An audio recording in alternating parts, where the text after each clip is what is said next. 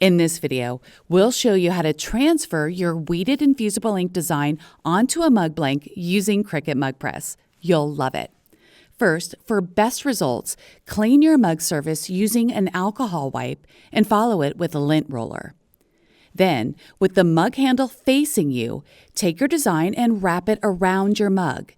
Take care to ensure the bottom edge of your design is flush with the bottom of your mug, just like this.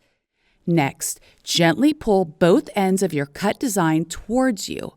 And before securing a tab, check to see that your design is evenly spaced on either side of the handle.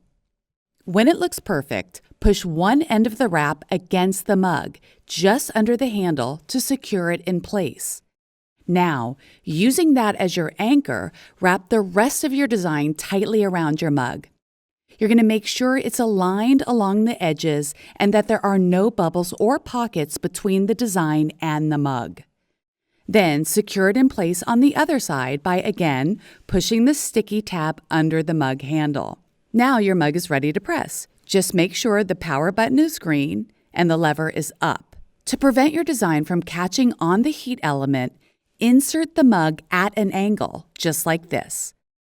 Now hold on to the mug handle and slowly press the lever down to begin securing your mug. While it's going down, be sure to align your mug so that the corners stay completely covered by the heating element. Once aligned, press the lever down to start the transfer. These lights track progress, and when the job is done, you'll hear the beep. Lift the lever back up so you can lift the mug out, and carefully place it on a heat-resistant surface. A Cricut Easy Press mat or a kitchen trivet works perfectly.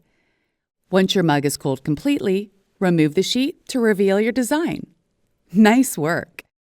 For more Cricut Mug Press videos, including how to use infusible ink markers, how to work with text, how to find great mug projects, and so much more, click the More Videos link below.